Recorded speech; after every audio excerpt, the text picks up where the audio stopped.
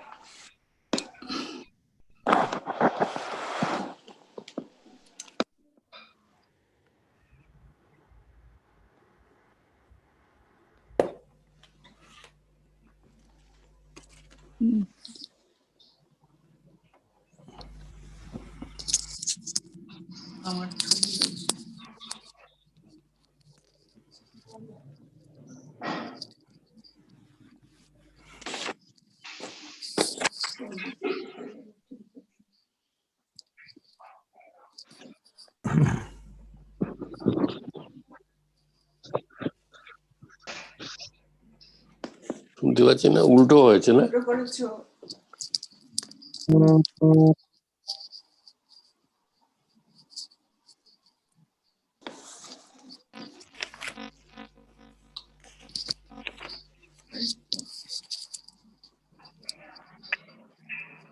আরম্ভ হয়ে গেছে, তাড়াতাড়ি এসো।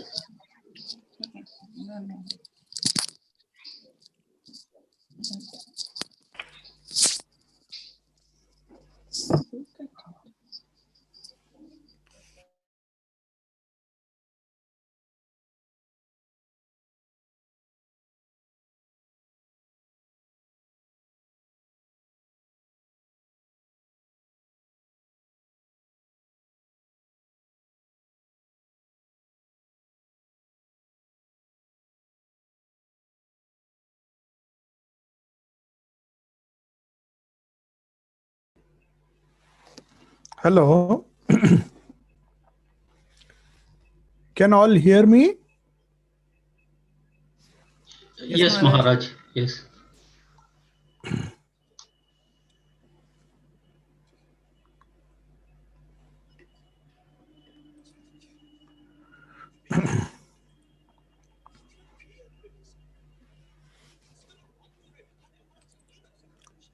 Shall I begin the session?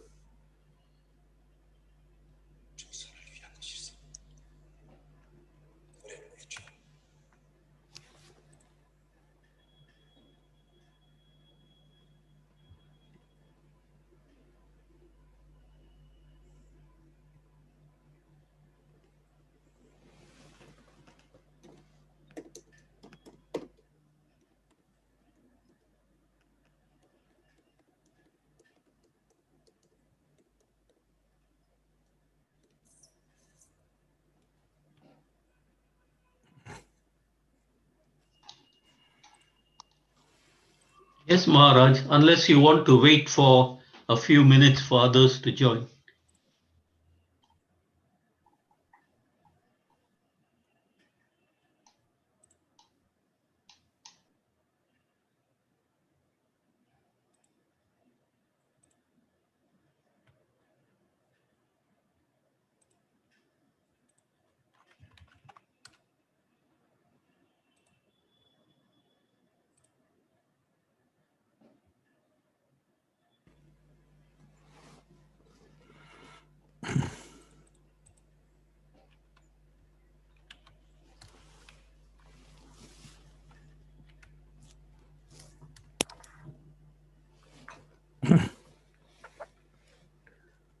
So we begin the session today.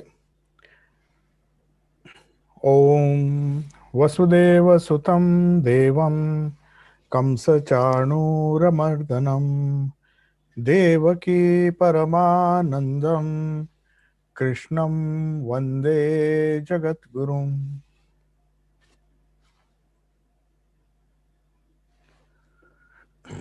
So we were discussing the fate of a of an imperfect yogi. That was the question asked by Arjuna to Sri Krishna. His question was very simple, that a yogi who is on the path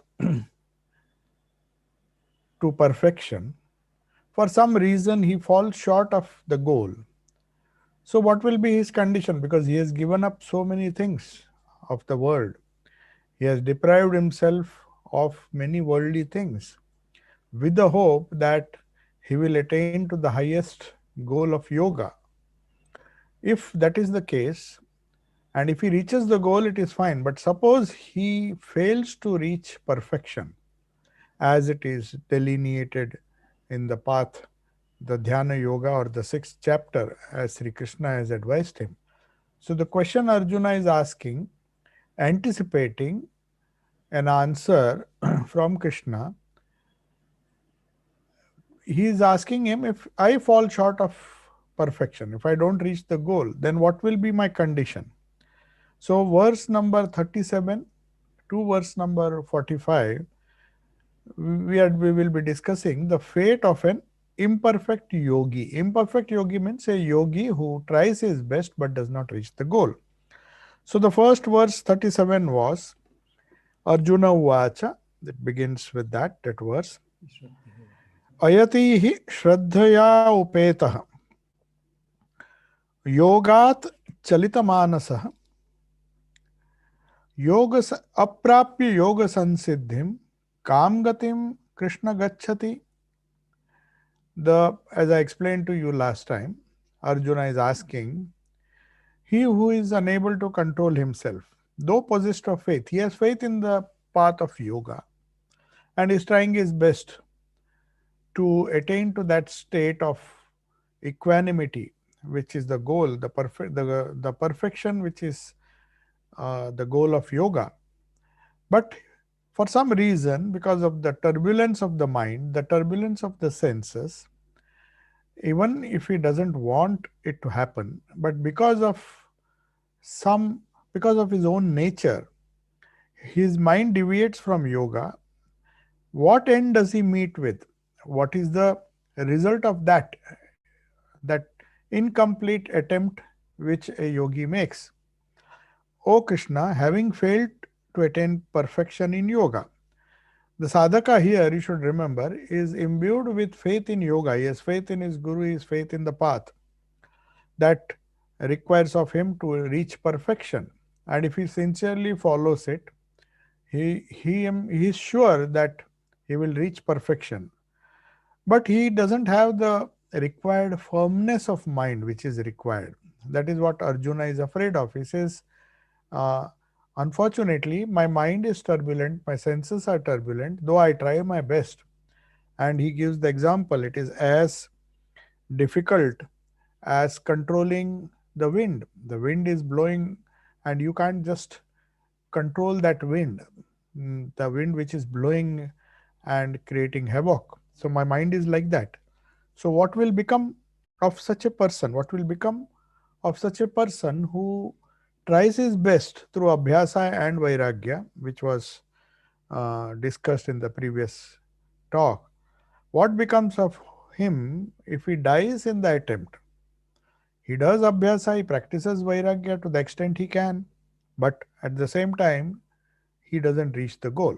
So that's a very pertinent question. Everybody, even in secular pursuits, in worldly pursuits, whenever we attempt something, we are sure of the goal, we have a target in mind, and we know what are the parameters of success, and we can measure success.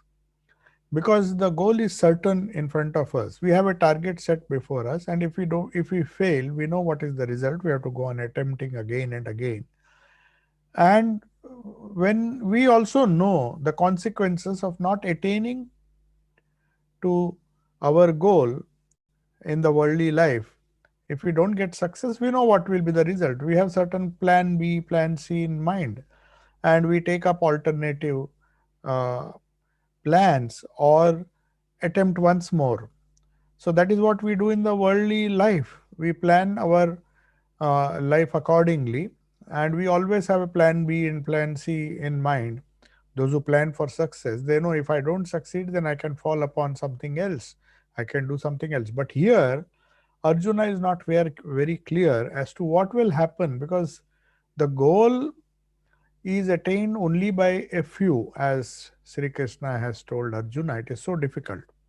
And controlling of the mind is so difficult. So in the attempt to reach that goal, suppose I don't reach the goal, then I'll be losing this world and the other world, or not the other world, the spiritual goal which you have promised. What will be my fate if I die in the attempt? So it's a very pertinent question. And then he says, which also I read out last time, this second verse, he is giving an example.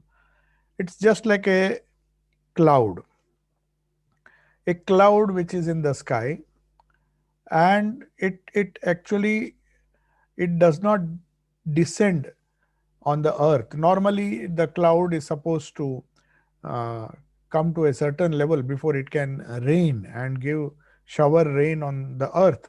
But sometimes it disperses, and the cloud, though it becomes very cloudy and everybody anticipates rain, suddenly you will find the cloud is dispersing in the sky. Though the dark clouds are a sign of rain, but it doesn't rain. And people keep watching and waiting that it will rain. But to rain, certain conditions are necessary. The cloud has to descend to a certain level, and then it has to rain. And then you get the benefit of that cloud. But otherwise, if it is dispersed by the wind, then there is no, you may say that in spite of the cloud having a lot of water inherent or potential, it had the potential to shower rain, it doesn't do it. So the question asked now is, the second part of the question which Arjuna is asking Krishna is, Kachit Kachinno Ubhaya Vibhrashta, fallen from both the states, from this world as well as yoga, Chinna Abhrama Iva Nashyati. Abhrama means here cloud. Chinna means a cloud which has been dispersed by the wind. Nashyati, perishes. Apratishta Mahabaho Vimuda Brahmana Pati. Vimuda means deluded. I am on the path to Brahman. I am on the path to the goal of yoga. But for some reason, my mind is scattered just as the cloud is scattered. And it is dispersed and there is no rain. And then if it doesn't rain, that means I don't attain success. What will happen to me if I'm deluded from that path? So fallen from both means this world as well as the world of the spirit. I mean, the spiritual world. So people have a tendency to compartmentalize these two attempts. Though strictly speaking, there are no two worlds. There's only one world. We don't have a spiritual world and a gross material world. They're all part of one existence. But only thing is, our attitude makes the same world look as spiritual. If the attitude changes, you become a spiritual person, or if the attitude changes, you can become a worldly person. The world is same. But here, for convenience, Arjuna thinks that what will happen if I fall from both? I am giving up, I'm taking a big risk by entering the spiritual path. That is what a normal worldly person hesitates to enter the spiritual life, because he thinks, he believes that if I don't succeed for some reason, then what will be my fate?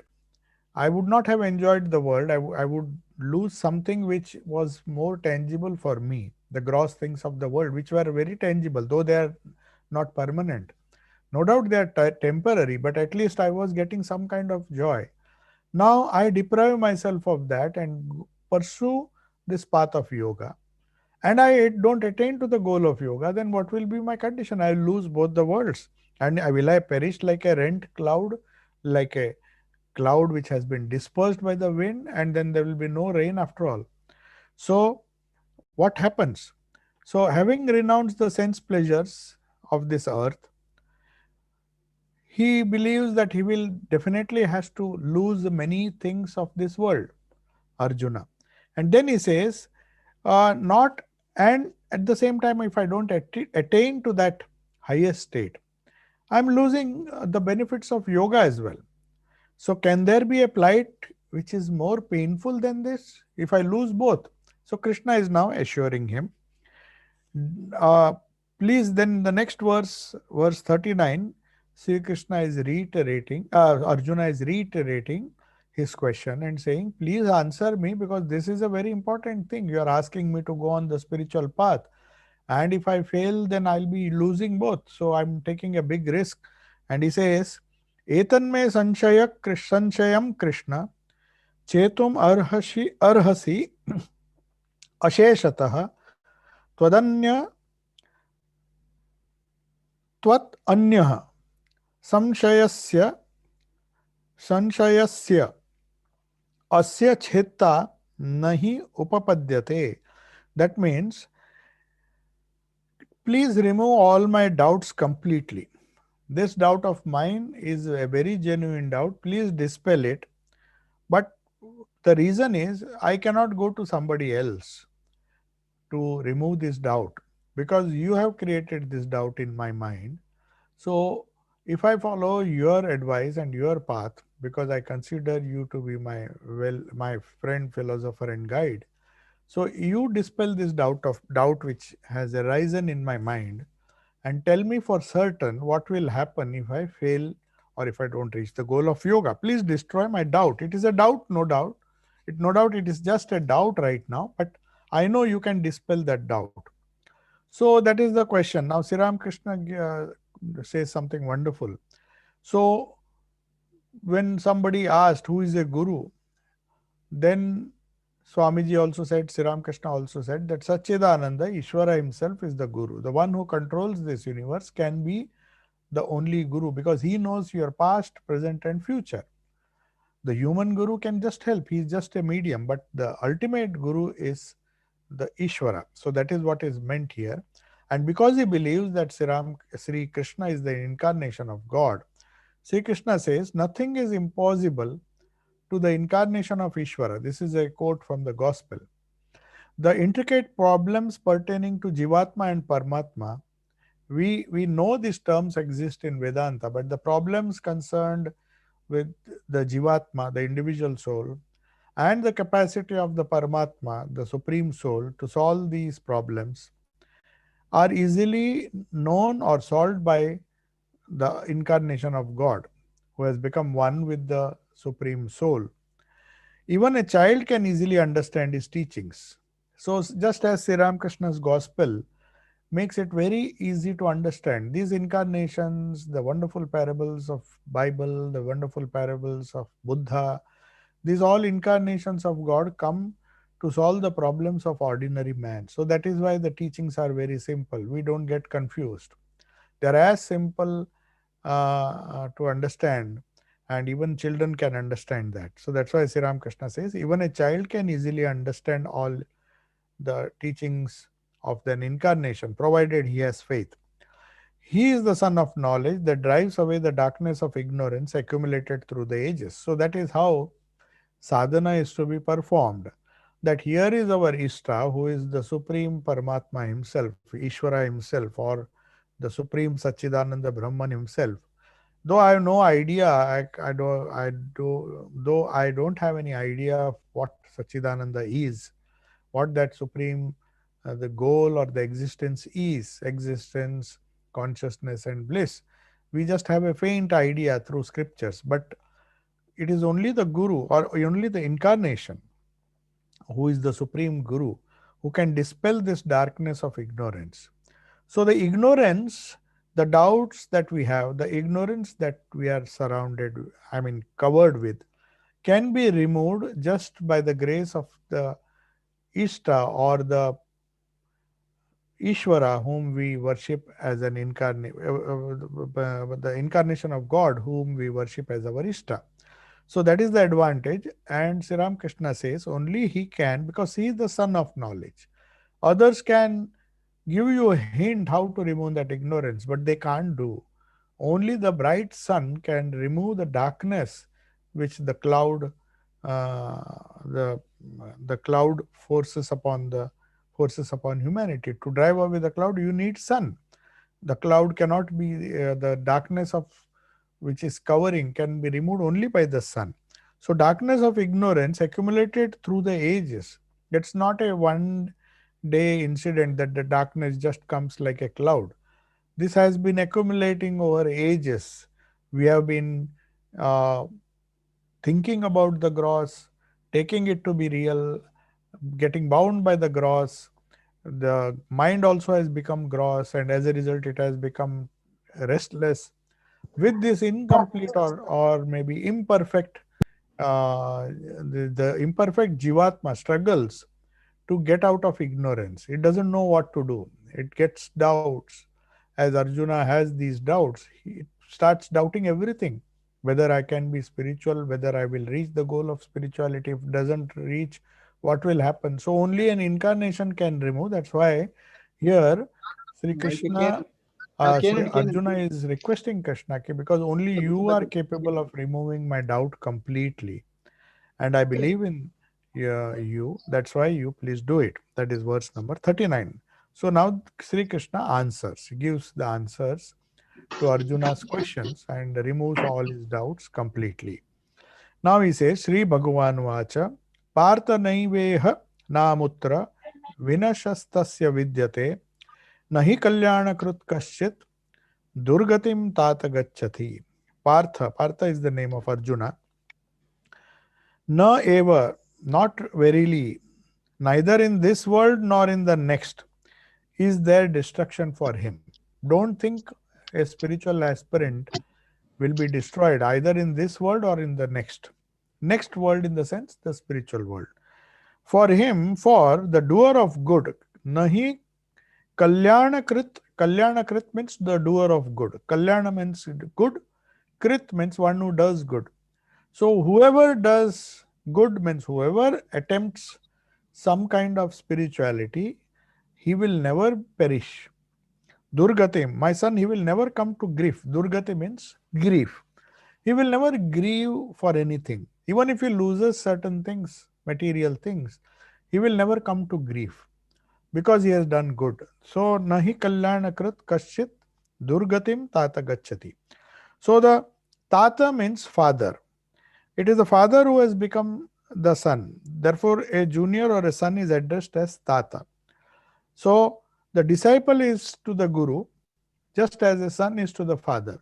So, now here Sri Krishna is the guru. So, he is saying, in a very loving way, Durgatim Tata Gacchati, my son, you don't worry, as if he's addressing somebody who is very dear. Therefore, it's customary for a guru to address the disciple as a son or a tata. The Lord addressing Arjuna in this way tells him that this world, it is a very natural question which any worldly person will ask, because he wants success. He wants some kind of assurance from somebody that if I follow your path, I should get success. Even for worldly things, we will make it sure that somebody is guiding us in the right way so that we can be successful. So he says, it is an open thing for a disciple, a very, very, very clear right of a disciple to ask the guru whether his safety is assured. He says whether this world is intrinsically good or bad. Whatever I am doing, please tell me the nature of this world, whether what I am doing ultimately will it result in something good, or it will, just like the cloud which does not rain, will it simply disperse all my efforts. So God is that the same God with the same Ishvara, through the Maya or through his Maya or through Prakriti, has become this world. Therefore, it cannot be anything but good. Whatever happens, even if temporarily it may appear as bad, it is ultimately for the good. That's why Swamiji said that I learnt more through pain than through pleasure. So sometimes even pain can be a good teacher. So there's nothing ultimately bad in this world for a person who is a sincere aspirant on the path of yoga. That's what Arjuna is being told. And whoever does good. Now, what is this good? This good is trying to hold on to the subtle and hold on to the spirit at the cost, without holding on to the gross. The more you hold on to the spirit, you will never come to grief. That is what Sri Krishna says. Sri Krishna says, viewing this world as an evil place is your mistake. It is because of ignorance you see it as evil. The war which took place, the Mahabharata war which took apparently to a person externally it appears to be a bad world. But even in the midst of this bad, if your goal is perfect, if you follow the spiritual path, then there is no evil in this world. That's what Sri Krishna is. One of the profound pronouncements which has been made by Sri Krishna, the doer of good will never come to grief. Now this is an assurance. It's like a assurance given by God himself to Arjuna. And he says, the devotees of the Lord who follow this path of spirituality can never come to grief. Ultimately, they will never come to grief. That doesn't mean there won't be setbacks in somebody's life. There would be setbacks. There will be so many problems. In fact, there will be more problems than people who think they are happy, because they are following the path of least resistance and going towards the world. So they will not encounter problems till death comes or till they get another birth, when they suffer the consequences of their action. That gross people, worldly people don't understand. But a spiritual pursuit, a person who is in a spiritual pursuit, apparently he encounters a lot of pain and evil. But at the same time, Sri Krishna is saying the doer of good, the follower of the spiritual path will never come to any grief. So a sadhaka who slips from yoga, that is what Arjuna is asking, what happens if I slip from that path? I just don't reach the goal. Never falls to a state which is inferior to what he is already is. He may stagnate at that level, and then he can take it forward maybe in the next birth or even in this birth, but he will never perish. Whatever he has done, whatever spiritual wealth he has accumulated, the spiritual wealth, that will never be destroyed. Unlike the worldly wealth, which may suddenly be lost. If the karma is bad, people who think they are very safe and secure, they may lose all their wealth. It is possible in the gross world. But Sri Krishna is saying, in this spiritual world, you can be sure whatever you have invested, whatever progress you have made, nothing is lost. Whatever you have attained through your efforts in spirituality, that will never be lost. That's why he uses the nahi kalyana krit kasya durgatam apagacchati. This is one of the greatest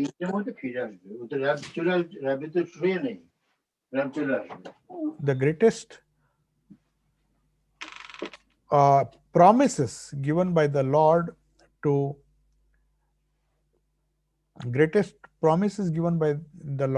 Arjuna or to all the devotees. He is intended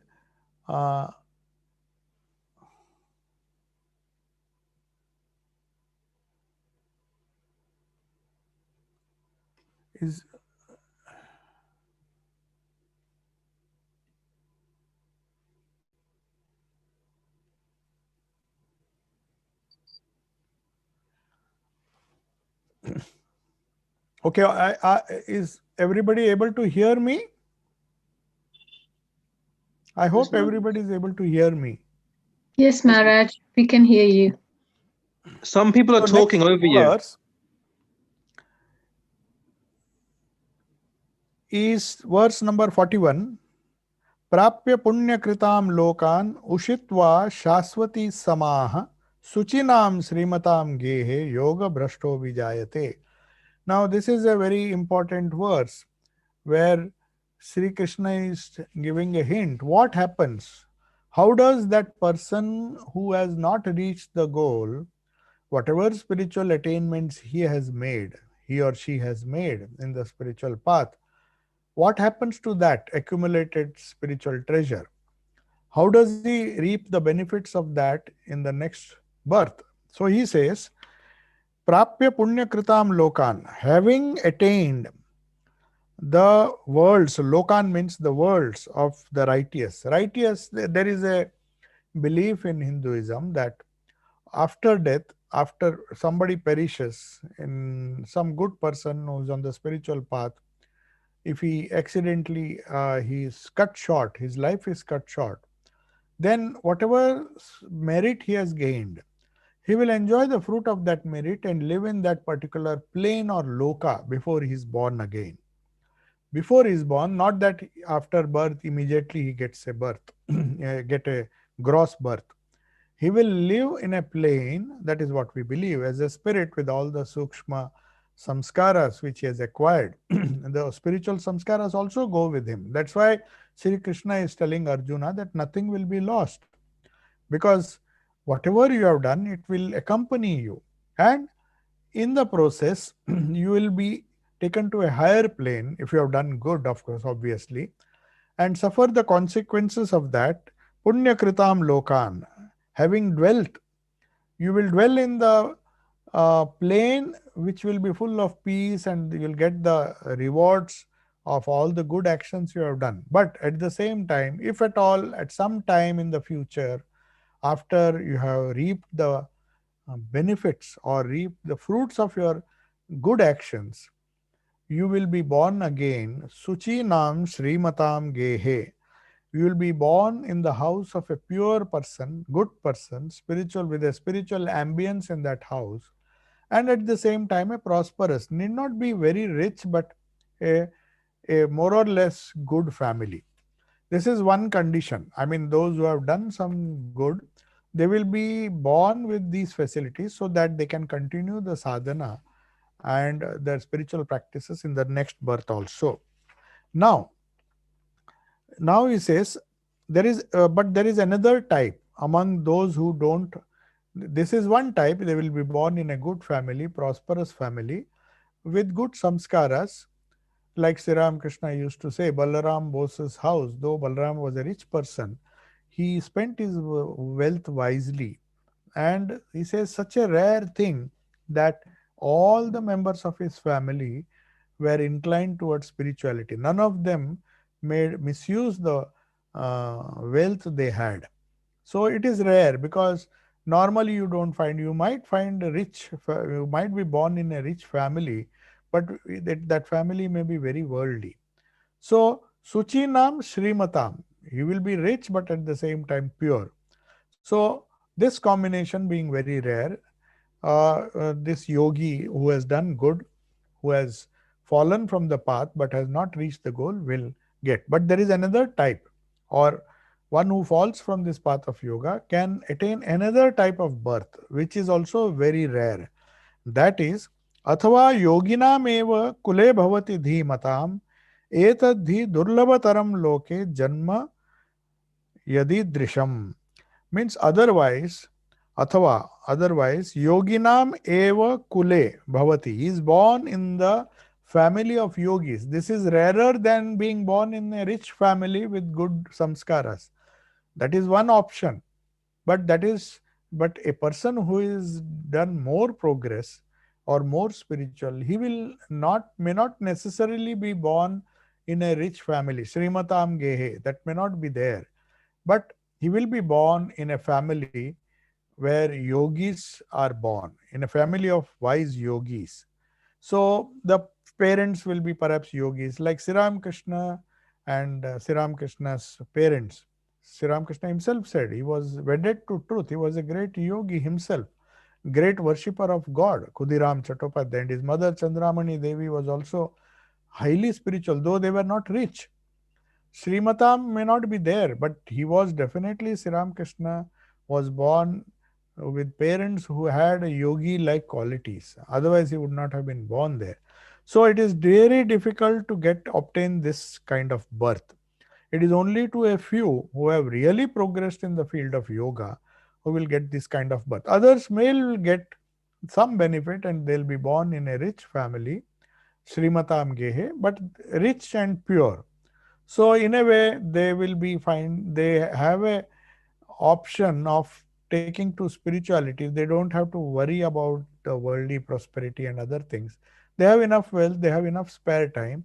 and the good sense to use the worldly wealth wisely, so that they can spend a lot of time in spiritual practices. So, but the 42nd verse very clearly says it is more important, even if you are born in a poor family, to be born in the family of yogis, because that is exceedingly rare. It is very difficult. Etadhi durlabhataram loke janma yadidrisham. Yadidrisham means a birth like this, a birth in the family where both the father and the mother are yogis, and the entire family is are yogis. That is a very rare occurrence. So, yoga continues to be practiced by such people who die without reaching the goal. Birth after birth, these facilities, these different births they take, better and better births. First, perhaps they will be born in a good family with good samskaras, pure family. Then maybe when they progress more, in the next birth they will be born in the family of yogis. The environment for the parentage, which they get ultimately because of their karma, uh, has to be congenial for their progress. If the parentage is not good, if there is so much of resistance, of course there are exceptions. People born with very very bad parents, like Hiranyakashipu. His father was a demon literally, but he was still born. But he was born with a special grace. So it's not a general rule, but definitely this birth in a family of yogis is very very conducive, rather than being born in a rich family which is pure. So that is what Sri Krishna is telling here. You will be born, but how this happens? How this happens? How does he continue that? It's fine that he will be born in a good family, but will he continue the same sadhana what he was doing in the previous birth, or will he do something else, or he has to start from beginning? No, he doesn't have to start from the beginning, because that is why he says nothing will be lost. It's not that like a worldly thing, a person who dies a billionaire in this life, when he is born again, he won't be inheriting billions. Maybe he'll be born in a rich family, but that is not a logical consequence of his being born in a rich family. Whereas spiritual treasures which you gain or gather, they will go with you. They'll go with the subtle body. You will be born with those samskaras, and you will start from where you left. That is clarified in this verse 43. He says, Tatra tam buddhi sayogam labate paurvadehikam yatate cha tato bhuya sansiddhau kurunandana. Kurunandana means the son of the Kurus. He belonged to the Kuru clan. So tatra means there, in that new birth which you will get, which a yogi will get, that buddhi, that union, buddhi sanyogam means the buddhi. That's why we have to develop our higher and higher faculties. We develop our gross body, that is fine. We develop our pranamaya kosha. We develop our mind, intellectual capacity. We become highly skillful intellectually, but that is not enough, because those things will be left behind. The gross things will be left behind. The money you get will be left behind. The degrees, the academic excellence that you have acquired, everything will be lost. Those things will not accompany you. Some of the skills may accompany you as samskaras, but what actually accompanies you is buddhi sanyogam. Buddhi means you go to the Vijnanamaya kosha and the Anandamaya kosha. There, those subtle advancements which you do when you are in the gross body, that sansiddhim, paurvadehikam, acquired in this former body. I mean, before death, whatever you acquire in that body, whatever buddhi, the refined buddhi, the Vijnanamaya kosha which has been developed by you, that will be useful to you in the next birth, not the other three things. You might develop a wonderful body, a great physical body for sadhana. You may develop a great physical, your prana may be wonderful, your asanas, your pranayama, and with all that, your annamaya kosha and pranamaya kosha may be very strong, but that will be useful only in this life. When you die, it is not even the mind. The mind also may be very strong, but then once you die, all this thing will be gone. Whereas the buddhi, that's why he says, sansiddhau, that Buddhi Sanyogam. Buddhi Sanyogam means that union with spiritual knowledge which you acquired by constant meditation, by constant japa. That Sansiddhim, yoga, Buddhi Sanyogam. Buddhi Sanyoga means yoga means joining. That buddhi which has been refined with the soul, that joining of the buddhi with the soul, with the supreme Paramatman, the Ishta inside your heart, that effort which you have made, that will remain with you. Union with knowledge. Knowledge means God is the of the form of knowledge. Sat, Chit and Ananda. So Chit means knowledge or consciousness. That consciousness, that knowledge, or that supreme existence, or that bliss which you acquired by touching the Vijnanamaya and the higher koshas, that will accompany you, and you will begin with whatever body you get in the new birth, whether it is in a yogi's house or whether it is in a rich man's house with good samskaras. In both the cases, your buddhi sanyoga will be with you. The buddhi union with knowledge, paurvadehikam, in which you acquired in the previous body and mind, that will accompany you. And then from there, you will attain, you will strive for a better, you will strive for advancement and be more perfect than what you were before. The prospective yogi, I mean, he's saying you will be born as a yogi, but that yogi who is just born, he doesn't become a yogi all of a sudden. Though Swamiji was born like that, Thakur used to say that he was a born yogi. He was born a Siddha yogi, was an adept in meditation even when he was a child. But those are exceptions. But here he says, to an ordinary soul who is born, begins his new life with some kind of enjoyment which is very harmless. Not that they will be born as yogis. Even the small pleasures of life, small things, you may feel that this yogi, this young child, because all the pleasures of the senses which are given to him as a child, perhaps he might enjoy, but they are harmless pleasures. They will not create samskaras for him. The faculties for the fulfillment of the sinless desires, that is because of the past karma. But then one who is born in a family of yogis, he has got a better start. He doesn't see the comparison here. Sri Krishna is making that if you are born in a rich family, then there is a chance that you will be tempted by the pleasures of the worldly gifts which that rich family has, and you might stray away from the path. That risk is still there. But if you are born in the yogi, you are deprived of that richness. That is an important point to be noted here. Suchinam Srimatam Gehe is a second option, a lower option. But if you are born in a yogis, you are safe. Sri Ram Krishna was born in a poor family, no doubt. But that was one of the reasons why he did not even get a chance to enjoy the gross worldly pleasures if he had been born in a rich family. Of course, there were exceptions like Buddha. He had some kind of worldly enjoyment because he was born in a king's family, and he was provided with all these things, but still he gave up everything. So Suchinam Srimatam Gehe, if he is born in a rich family, he will not be attracted, but there is still a risk that he may be tempted, and a little bit of enjoyment he may have, which may deter him or delay his progress. Whereas if he is born in the spiritual family of wise yogis, the favorable environment will draw the latent spirituality very quickly, more quickly than if he were to be born in a rich family. Maybe in the rich family there will be some temptation, some obstacles to his yoga, to his progress. But that would not be the case if he is born in a yogi's family. He will feel, according to Sri Krishna, that he is following the old samskaras. Some of those samskaras will be awakened very quickly, and he will start his sadhana right from a youthful age. That's what we find in all these great people. Latu Maharaj and all the disciples of Sri Ramakrishna, Thakur could see the samskaras in them. Latu Maharaj was born in a very poor family, Swami Adbhutananda, in a family of shepherds. But you will find that even in that state, he never lost his spiritual sensitivity. He was aware of his spiritual, and Sri Ramakrishna could see that.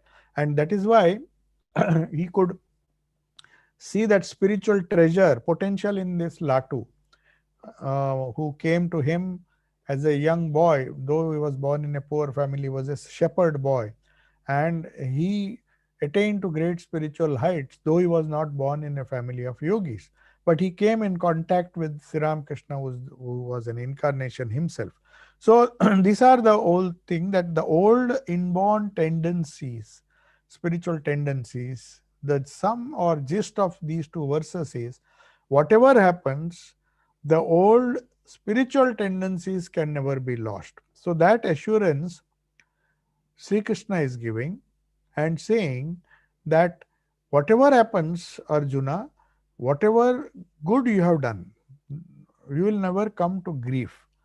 May not be in this life, but in the next life, definitely you will begin from where you have lost. So that is verse number 43. Swami Vivekananda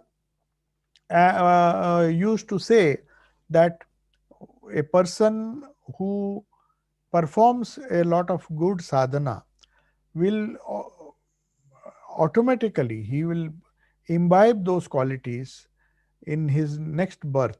So they will be born with powers of yoga. He said a generation will come where a lot of yogis will be born as child yogis. He made a remark to some of his Western disciples that in one age you will find that children are born with some kind of yogic powers, some yogic desires.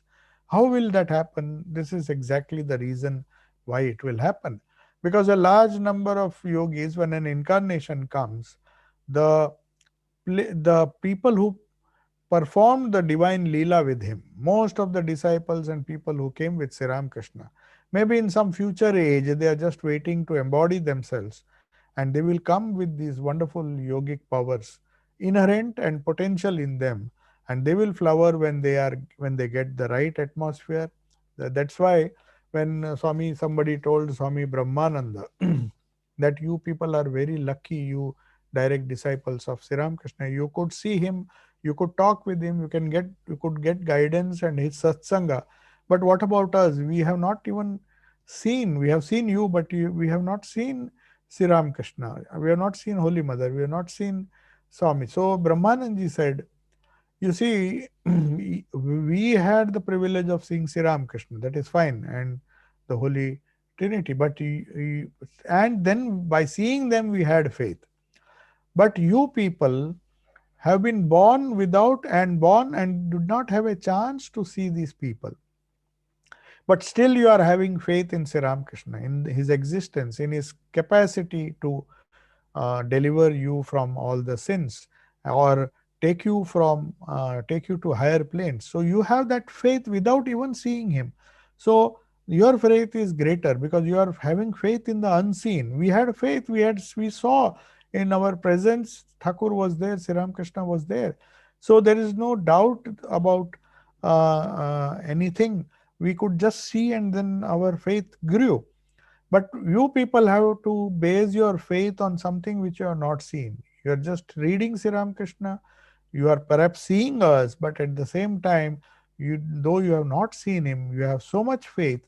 So in a way, that is a greater achievement. That is what he is saying, that Purvabhyasena tenaiva hiyate yavashopi saha Jignasurapi yogasya shabda brahmati vartate. Now he says, he's saying, giving another idea. Sri Krishna is giving another idea or another declaration. He says, by that very former practice, whatever sadhana he did in the previous life, he is led on in spite of himself. He doesn't have to make much effort. If he has done a lot of effort, it's like movement of a cart. If it was moving, for some reason, if there is some obstacle, the cart still continues to move on its own. You don't have to drive it. So by its own momentum, it moves. So he says a yogi who has done sadhana in the previous birth, when he comes, he finds things very easy.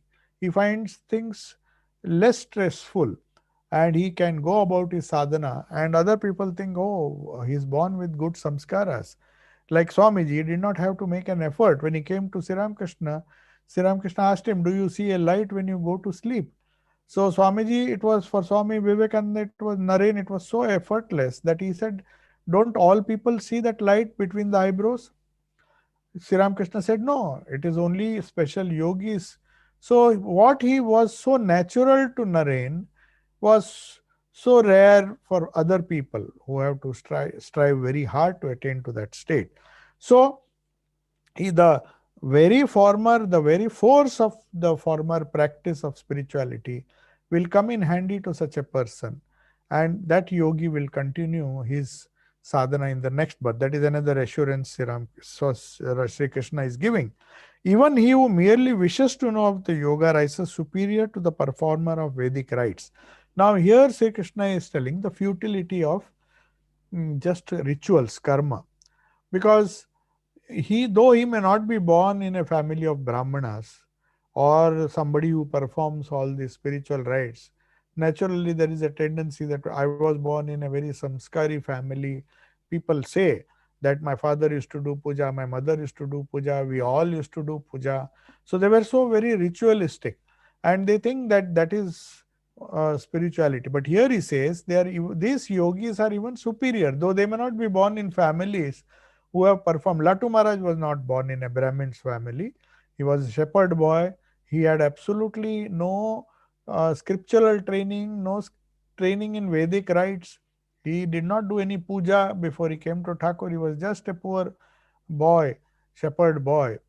All he did was tend the shepherd, perhaps. And he was a servant working in one of the devotees' house. And Thakur saw that potentiality. That's why he says, the yogi who is born in any family, whichever family is born, though he does not know any Vedic rites, he rises to be superior than all these people who perform Vedic rites. This is verse number 44. So this, there is absolutely no connection between Vedic rites, the so-called ritualistic part of religion, and spirituality of a yogi. Yoga is something totally different. So then we come to two most significant verses where Sri Krishna is telling why among all the aspirants, a yogi is the best aspirant. This verse is in verse number 46, but before that, he says one more thing. He says, Prayatnat Yatamanastu Yogi Samshuddhi Kilbishah Samshuddha Kilbishah Aneka Janma Sansiddhis Tato Yati Param Gatim. The yogi who tries diligently, purified from sin, perfected through many births. It's not that one gets spiritual realization in one birth. They say Buddha had to sacrifice. He did so many wonderful acts of karma, unselfish acts, over 500 lives before he was born as Buddha. So the yogi who tries very hard, yogi Sanshuddha Kilbisha. Sanshuddha Kilbisha means purified from his sins, who has practiced for a very long time. So he says, such a yogi, Kilmisha, Aneka Janma Sansiddhi, perfected through many births. It's not that just one birth he gets perfection. He would have tried. So that's why when we see people spontaneously taking to spirituality, we should know that he has been practicing for several births with great diligence. And he reaches the supreme goal. That is verse number 45. And there, just as learning and wealth cannot be acquired in one day, how can one attain spirituality in one life or a few years? Either he has done it in the past birth, or he has to do diligently practice this spirituality, so that in every birth he advances further and further, finally reaches the goal.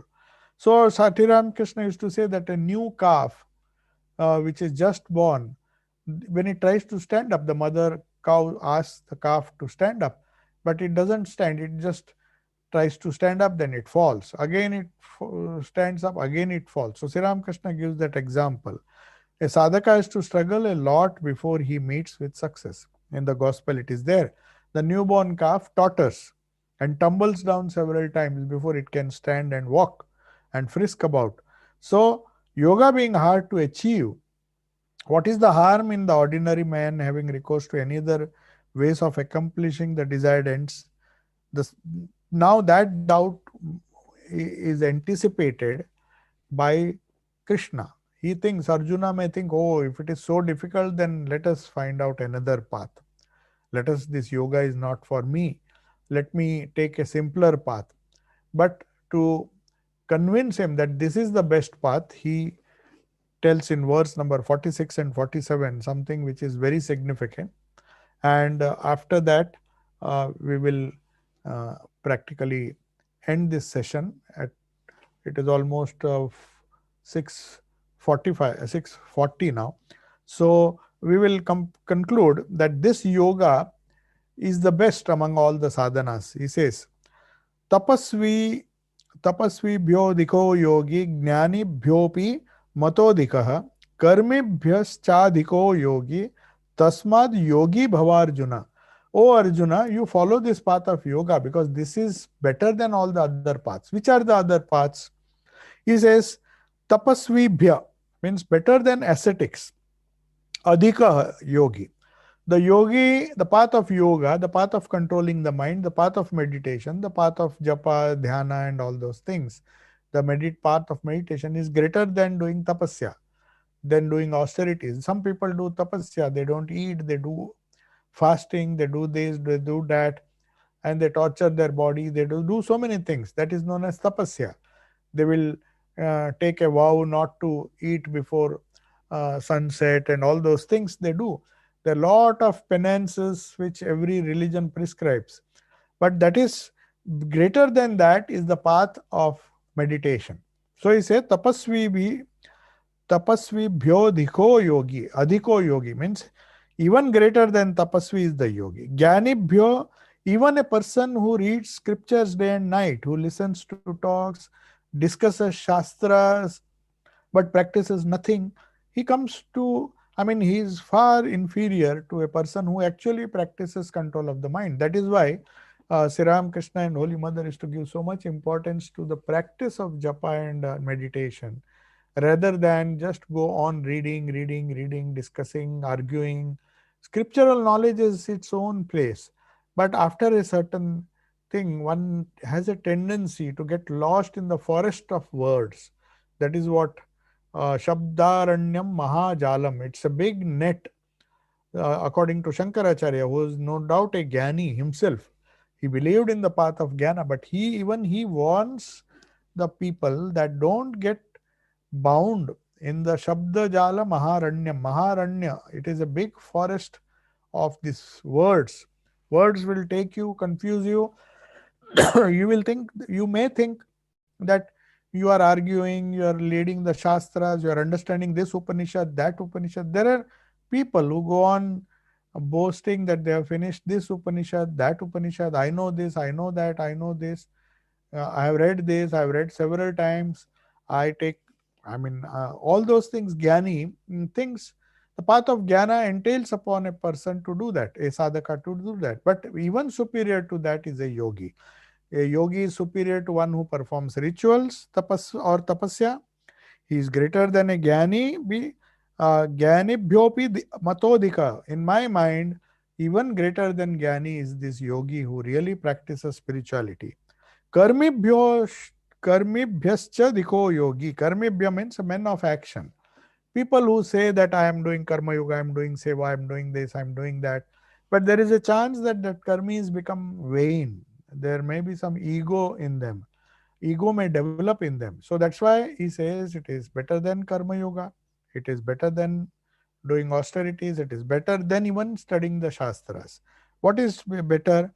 Tasmat yogi bhava Arjuna. That is why I am telling you, Arjuna, this path is best suited not only for you but for everybody, because here we have a direct way to salvation. We do japa, we do mantra, we control our mind, follow the steps of yoga and do something practical so that we don't lose what we have gained. Whatever control, even if you have reached the state of pratyahara, dharana and then dhyana, as we discussed in Patanjali's yoga, even that, reaching a higher state itself is a gain which we will not lose. The karma that you do may not give the results immediately. The tapasya that you do will give you definitely good karma and you will reap the benefits, but it will take a longer time. That's why I say, Tasmad yogi bhava Arjuna. Oh Arjuna, you try to become a yogi. That is the reason why I'm telling. And then finally we come, then he says, the last verse will end with the last 47th verse.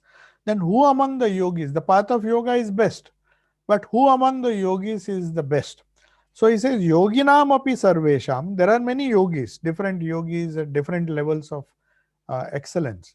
But yoginam api sarvesham madgatena antaratmana shraddhavan bhajate yomam same yukta tamo matah. Of all the yogis who follow the different path of Patanjali yoga, Hatha yoga, there may be many yoga paths of yoga. Yoga is not a simple thing. There are so many sects even among yogis. But among those yogis, who is the best? Yoga is better than karma. Yoga is better than tapasya. Yoga is even better than jnana. That is fine. But among these yogis also there is a best one, a best path. Who is that? And of all the yogis, yoginam api sarvesham, of all the yogis, madgatena, one who is merged in me, merged in the meditation of a personal God, of a incarnation of God, one who is meditating day and night, surrendering to him and doing his worship. He says, one who is with faith, who worships me. Not only that, with faith, his inmost self merged in me. Shraddhavan bhajate yomam, with lot of faith. Same yukta tamomata, madgatena antaratmana, with his whole heart and soul. He is meditating. How do you do it? When you meditate on the Lord or on the Ishvara in the heart, you become part, he becomes part of your own personality. And you love him with all your being, with all your heart, with all your soul, as Jesus said, love thy God, thy Lord, with all thy mind, with all thy mind, all thy heart, and all thy soul. Means it should come from within. It's not just a superficial worship, with not just with the hands or with the mind, but with thy speech, with everything you dedicate to the Lord. So, and then finally, you try to merge in me, meditate on me, because only through meditation you can merge on the Ishta, the Supreme Being who is the center of your very being, the Paramatma.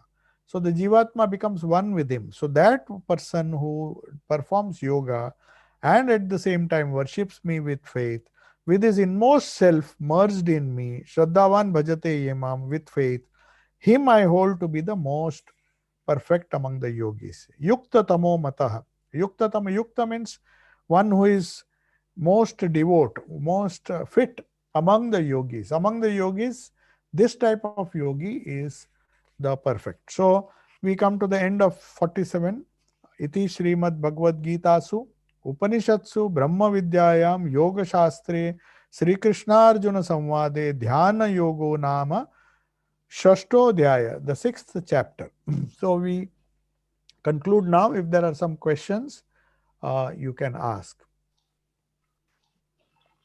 Pranam Maharaj, it's Vardarajan. Can I ask a question, please? Maharaj? So we can ask now. If I think you can unmute yourself and ask if Pranam Maharaj, it's you want me to Vardarajan here. unmute you. Acha. I think I've unmuted. Can somebody unmute Varadrajan? Maharaj, we are able to hear him, Maharaj. Varadarajan is audible. Hello. Yeah. Pranam Maharaj, can you hear me? Yeah, you can type your question. Varadrajan, can you in the chat? Yeah. In the chat, you can just type. Okay. I'll read it.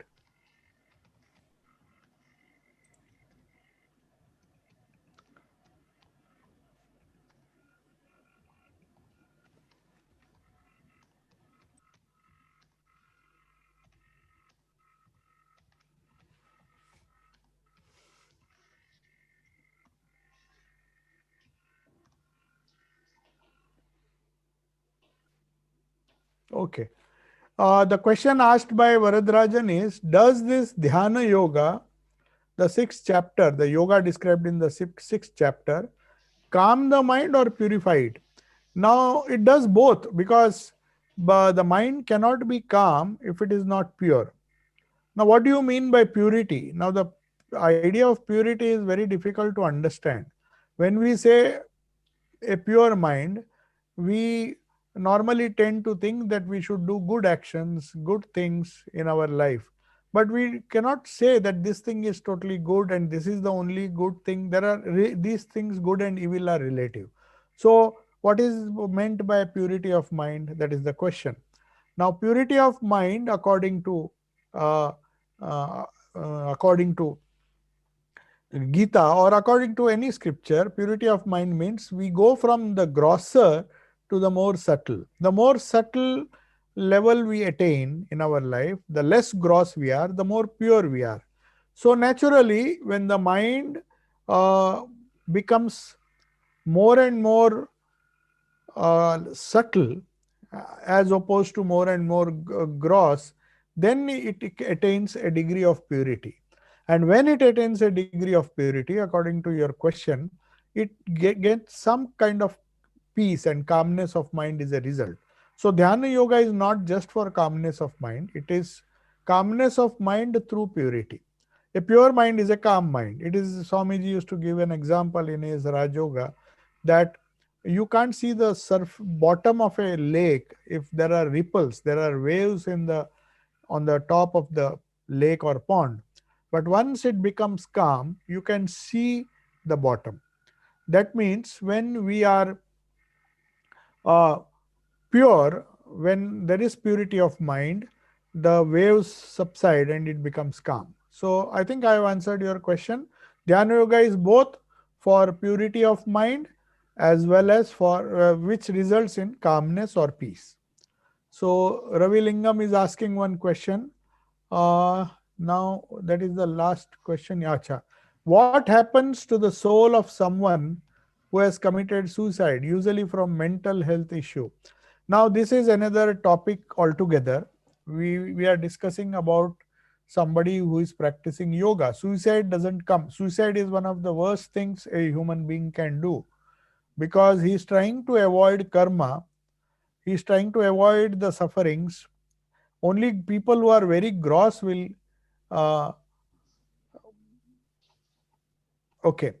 only the gross people who think they have not attained any gross success which they had attempted, they will commit suicide. Spiritual people will never commit suicide, because they know that all the gross things which they want to, the worldly things they want to gain, have absolutely no value. So whether they have it or not, they don't bother.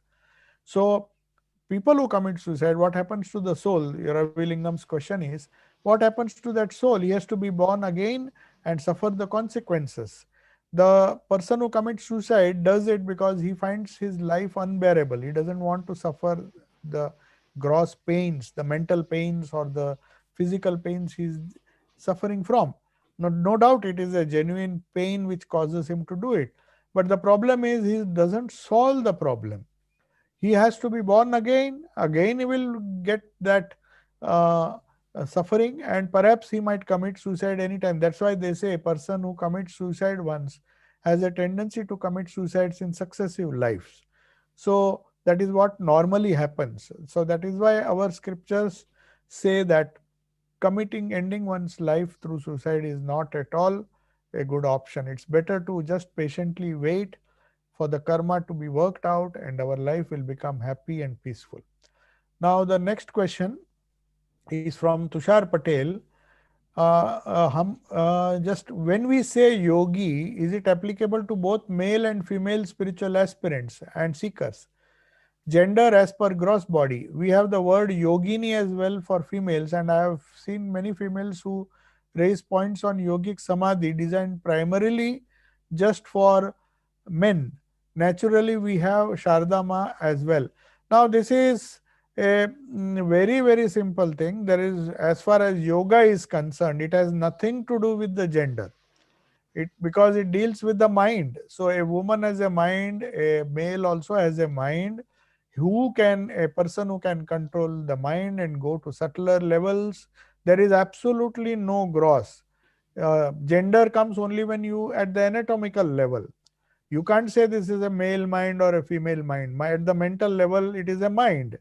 It's nothing to do with physiology. Even at the pranic level, the pranas are almost same. But when we transcend it, the sadhaka doesn't have to be a male or a female. It doesn't really matter. So both can yogis. Only for convenience we say yogi and yogini, Swami and Swamini, or Mr. and Mrs. Why do you use this? That's just a convention. But in spirituality, the soul is without any gender or without any sex. So when you go to the level of the spirit, even when you go to the level of buddhi, there is no touch of gender in that. It is just an anatomical difference, and women as well as men have equal rights to become yogis or yoginis, whichever word you use. The process is same, the method is same, the sadhana is same, everything is same, and the progress they make is also same. I mean, if they do the same sadhana. Okay. Now, Subroto Gupta is asking another question. Can a good person who practices yoga under a guru in this life reconnect with the same guru in the next birth? Now, this is a question which it is not definitely necessary that the same guru has to be born again, because the guru may not be born, but he may be able to guide from a plane if he is a genuine guru, because ultimately it is the Lord himself who is the guru. That's why we call Sri Ramakrishna Guru Maharaj. He is the supreme guru. The Ishta is the supreme guru. So he gives guidance to a disciple through his physical guru, and the physical guru is definitely responsible for guiding, giving mantra, giving him advice as long as he's there in the physical body. But that doesn't end with that. The guru continues to exist. Otherwise, many people, they have their gurus, they worship their gurus.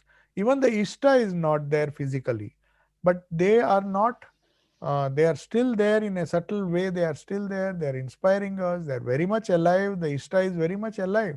Otherwise, what's the purpose of our sadhana? When you meditate on Thakur, he has to be living. He has to be a living presence. He has to be a living entity. He has to be somebody who is really living, more living than the uh, other people whom we see. That's why Swamiji told the Mysore Maharaja, they alone live who live for others. The rest are more dead than alive. They may be having body, but if they are selfish, if they are merciless, then what is the use of having a body? They are as good as dead. So that's why he said, they alone live who live for others. The rest are more dead than alive. So what do you mean by living in a physical body? It doesn't make any sense. It's just a burden on the earth. Just like stones and animals, some human beings may exist. But the real life is that of the spirit. We have to understand that. And it is in the spirit that a human being lives. It is in the spirit that the guru lives. It is in the spirit that the Ishta lives. And in that life, or in as a spirit, he has no death. The guru doesn't have death. The Ishta doesn't have death. So that eternal connection has to be understood. So that is what we reconnecting with the same guru. Same guru may not be. How can it be in the same form? Even Rama had to come. Even Krishna had to come as one who is Rama, who came as Krishna. Then we say we also believe incarnations have to come afresh. They take up new bodies. Though we say the spirit is the same person who was Rama came as Krishna, and one who came as Krishna as perhaps may have come as Sri Ramakrishna and may come as somebody else. So it doesn't really matter whether you get the same guru, because that guru concept itself is one who is one with the spirit. So I think we can take leave now. I think the time is over. So can we connect to the university? Maharaj, I am here. Can you hear me? Yes. Maharaj, can you hear me? Is there anybody in the university? Oh yes, no, I'm not able to hear you, Dhyanagamyananda. I am talking, Maharaj. I am talking. Can you unmute yourself? Oh, you're talking, but I'm not able to hear you. So anyway, shall we close the session? Are you closing the session? Okay. Oh yes, I will unmute. But I'm not able to. Nor am I able to see you. Okay. So I take your leave. Unfortunately, I am not able to hear you, Dhyanagamyananda. Anyway, thanks for the wonderful session. Thanks for arranging everything on Zoom. So I take your leave. Now you can close the session. Unless there is any question.